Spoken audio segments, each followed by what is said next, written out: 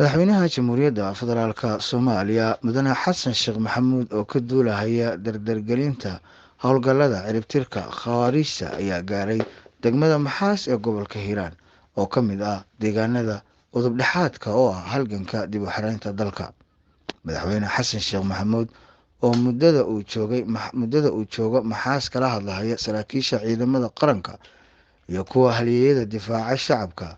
iyo mas-uuliyiinta iyo bulshada qaybaheeda kala duwan sidii ay u laabanlaabi lahaayeen doorkooda la dagaalanka ka dhanka argagixisada al-shabaab oo ay dadka reer hiiraan ku wajahaan si geesinimo iyo isku duubni leh.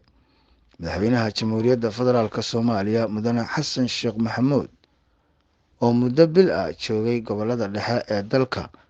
howlgallada